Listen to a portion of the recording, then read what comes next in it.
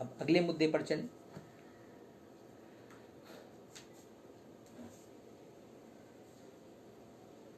तो चलिए, इन देशों ने, दुनिया के देशों ने, पूंजीवादी देशों ने, जब डब्ल्यूएचओ ने 2017 में चेतावनी दी तो हमने देखा कि इन देशों ने अपनी स्वास्थ्य सुविधाओं में सुधार नहीं किया, ताकि कोई तैयारी नहीं की कि यदि महामारी फैलेगी तो वो उससे लड़ पाएंगे।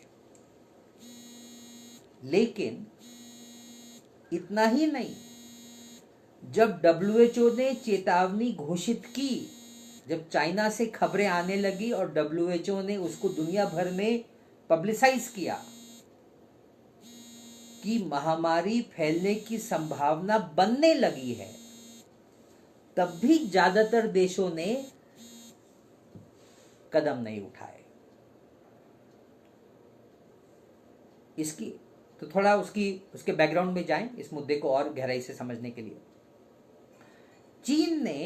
चीन में पहले केसेस वायरस के, इस नए वायरस के जिसके बारे में वो भी नहीं जानते थे, पहले केसेस नवंबर के अंत में या दिसंबर के शुरू में आने शुरू हुए, और दिसंबर का अंत होते होते जब ये केसेस ज़्यादा बढ़ने लगे और उनको समझ में आया कि एक नया वायरस जिसके बारे में हम कुछ नहीं जानते, उस तरह का वायरस फैलना शुरू हुआ है, तो चीन ने डब्ल्यूएचओ को 31 दिसंबर को सूचित किया कि इस तरह का वायरस चीन में फैलना शुरू हुआ है।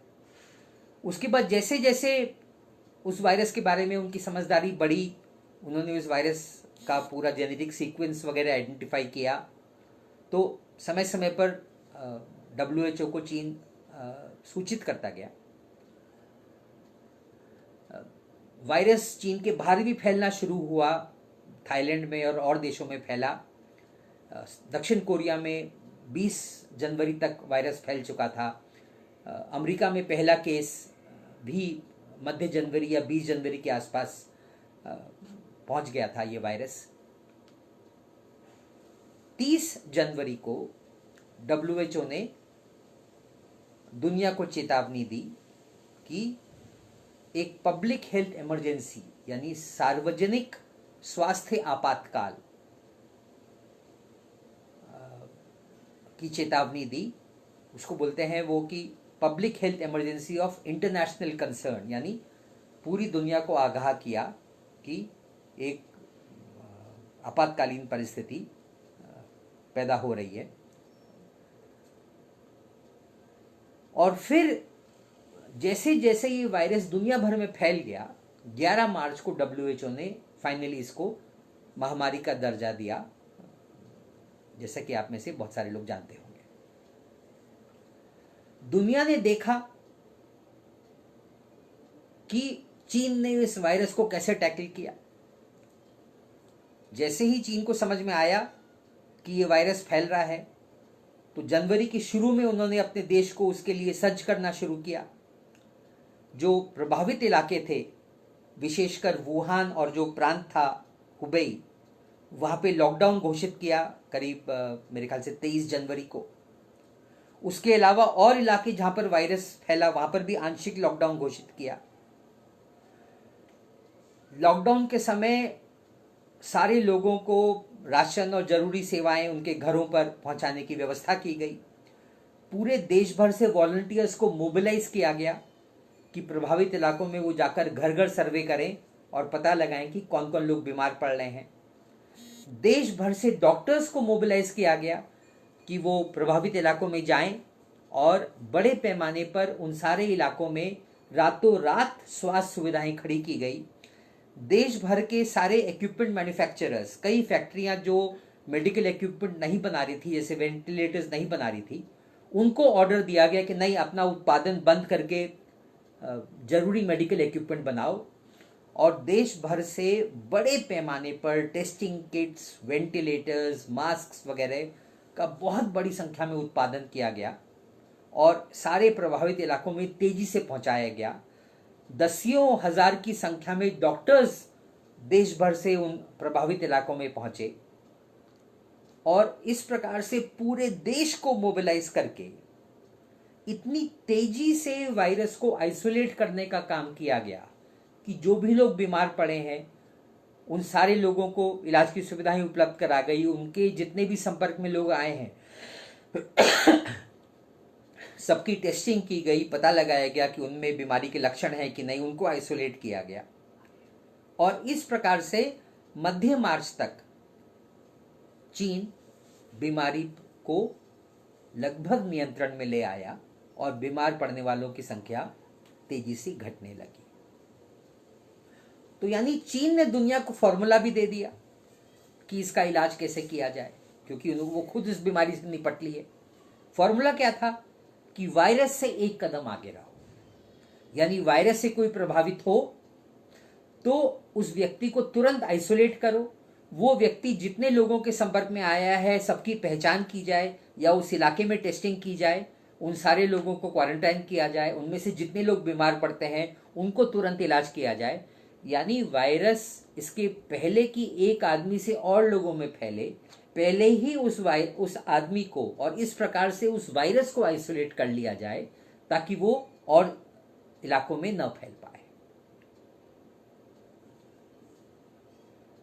WHO की इस चेतावनी, यानी चीन ने पहली खबर दिसंबर अंत से चीन से आनी शुरू हो गई थी, बीच बीच में और खबरें आती रही, और पहली दुनिया को चेतावनी, फॉर्मल चेतावनी WHO ने 30 जनवरी को घोषित की।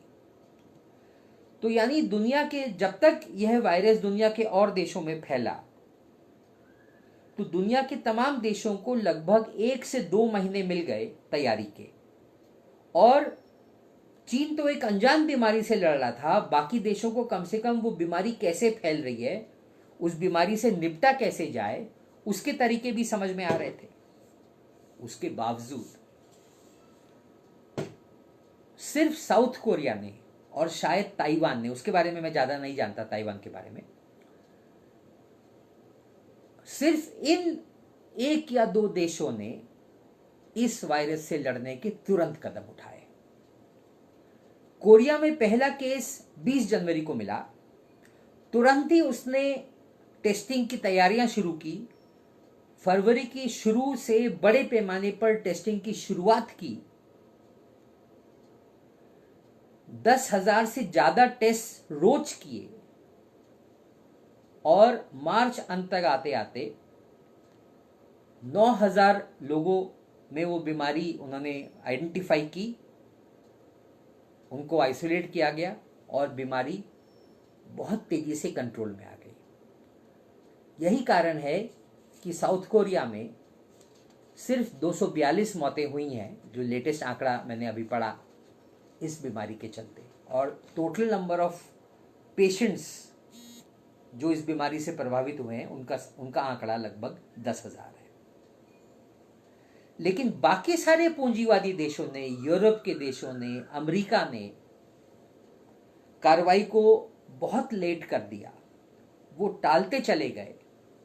जैसे कि शतुरमुर्ग ऑस्ट्रिच रेत में अपना सिर घुसाकर और सोचता है कि संकट नहीं आएगा, वो मुहावरा जो चलता है, उसी तरह से बाकी सारे देशों ने व्यवहार किया। वो इंतजार करते रहे इस उम्मीद में कि वायरस नहीं फैलेगा, और जब वायरस उनके देशों में बड़े पैमाने पर फैलने लगा तो उन्होंने कदम उठाने शुरू किए, लेकिन तब तक बहुत देर हो चुकी थी। वायरस उन देशों में बहुत बड़ी संख्या में फैला और हजारों की संख्या में इन देशों में लोग मरे हैं। यही कारण है कि इटली में, स्पेन में, इंग्लैंड में और अब अमेरिका में इतनी बड़ी संख्या में लोगों की मौतें हो रही है। यदि इन देशों ने समय पर कार्रवाई की होती, जैसे दक्षिण कोरिया ने की, तो इनकी आबादी लगभग एक जैसी है। दक्षिण कोरिया की आबादी 5 करोड़ के आसपास है, इन देशों की आबादी भी 5, 6, 7 करोड़ है। वहां पे 240 मौतें हुई हैं, इन देशों में 15,000, 20,000 लोग मरे हैं, और वो संख्या बढ़ती चली जा रही है। वो भी अपने देश के लोगों की जानें बचा सकते थे। इंग्लैंड की बात करें, यूनाइटेड किंगडम की, तो इंग्लैंड का प्रधानमंत्री बोरिस जॉनसन मध्य मार्च तक उसने कुछ नहीं किया, बल्कि उसने थीसिस ये दी कि बीमारी को लोगों में फैलने दिया जाए, और एक सीक्रेट मेमो सरकार का जो बाद में लीक हो गया, वो ये कहता है कि कमजोर लोग मर जाएंगे, स्वस्थ लोग जिंदा रह जाएंगे, लेकिन अर्थव्यवस्था चलती रहेगी। और उन्होंने अंदाज लगाया कि 5 लाख लोग मरेंगे, 5.3 लाख लोग मरेंगे, और डॉक्यूमेंट का कहना था कि इतनी मौतें एक्सेप्टेबल हैं, चलेगा। लेकिन जब मरने वालों की संख्या बढ़ने लगी, देश में हाहाकार मचने लगा, कैबिनेट में फूट पड़ गई, तो प्रधानमंत्री को अपनी पोजीशन रिवर्स करनी पड़ी, बल्कि वो खुद भी इस वायरस का शिकार हुआ और मरते मरते बचा है। तो 15 मार्च तक आते आते इंग्लैंड के प्रधानमंत्री ने अपनी पोजीशन रिवर्स की और वायरस की रोकथाम के कदम उठाने शुरू किए, लेकिन तब तक बहुत देर हो चुकी थी।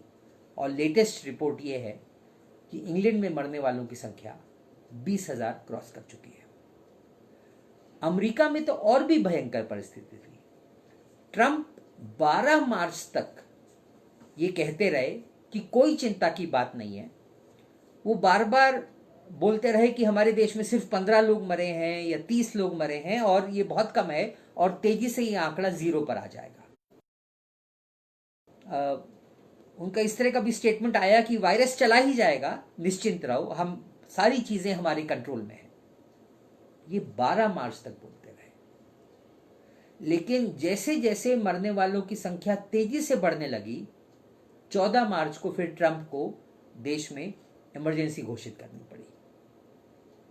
उसके बावजूद ट्रंप बार बार बोलते रहे कि इकोनॉमी को जल्दी से जल्दी खोलना होगा। उन्होंने तारीख भी घोषित कर दी कि 12 अप्रैल तक इकोनॉमी को वापस नॉर्मल पे ले आएंगे। लेकिन जैसे जैसे मरने वालों की संख्या बढ़ती चली गई, फिर उनको एक कदम पीछे जाना पड़ा और वो तारीख टालनी पड़ी। अभी लेटेस्ट मैंने ये पढ़ा कि ट्रंप ने अपने देश में जो अलग अलग राज्यों के गवर्नर्स हैं, उनको सूचित किया है कि यदि वो जरूरी समझें या उचित समझें तो 1 मई से अपने अपने राज्यों में लॉकडाउन को धीरे धीरे खोल सकते हैं। और ये सिर्फ अमेरिका की बात नहीं है। तमाम यूरोपीय देशों में एक तरफ तो उन्होंने बीमारी से लड़ने में देरी की, जिसके चलते कि उन देशों में हजारों की संख्या में लोग मर रहे हैं।